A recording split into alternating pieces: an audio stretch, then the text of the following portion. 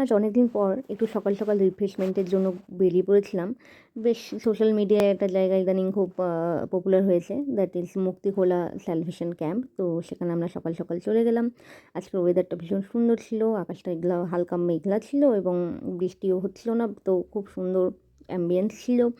এবং ওখানে একটা বার্থডে পার্টি অ্যারেঞ্জ করা হচ্ছিল, তো পুরোটা যে এরিয়া, সেই এরিয়াটা জুড়ে বেলুন লাগানো হয়েছিল এবং দেখুন বেলুন লাগানোতে যে এত সুন্দর লাগছিল যে সে বলার মতো ভাষা নেই। এখানে একটা ডোম তৈরি করা আছে যেখানে বসে আপনি লাঞ্চ বা ডিনারের মজা ওঠাতে পারেন, সেটাকেও পুরোটা লাইট আর বেলুন দিয়ে সাজানো হয়েছিল, যেখানে রাতে ভীষণ দেখতে সুন্দর লাগবে। এখানে টাইটানিক বলে ভিউ পয়েন্ট বানানো আছে, যেখানে সকলে বেশ নিচে ভিউটাও ভীষণ সুন্দর এবং সকালে ওখানে টাইটানিক বলতে ছবি তোলে। তো আমিও অবশ্যই তুলে নিলাম এবং ওপর থেকে কিছুটা ক্যাপচার করার চেষ্টাও করা হলো যে বেশ ভিউটা ঠিক কীরকম।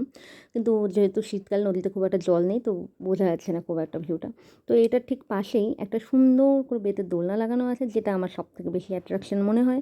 তো ওই দোলনায় বসে এত সুন্দর একটা হাওয়া দিচ্ছিল, সেই অ্যাম্বিয়েন্সটা এবং সেই হাওয়াটা, ওয়েদারটা, মানে সব কিছুকে ভীষণ জমিয়ে উপভোগ করে নিলাম একটু। জমিয়ে উপভোগ করার পর ঠিক এই দোলনার পাশে অনেকগুলো ছোট ছোট ছোট ছোট টেন্ট বানানো আছে, যেখানে আপনি ফ্যামিলির সঙ্গে খেতে পারেন, ছবি তুলতে পারেন। তো সেখানে আমি আমার বরের সঙ্গে রোমান্টিক বলতে কিছু ছবি তুলে নিলাম। তারপর আমরা স্ন্যাক্স খেলাম, কিছুটা খেয়ে নিয়ে লাঞ্চ করে নিলাম। লাঞ্চ করে আবার আমরা আসার আগে ঠিক দুজনে মিলে একটা ভিডিও বানিয়ে নিলাম। ব্যাস আজকে সারাদিনটা বেশ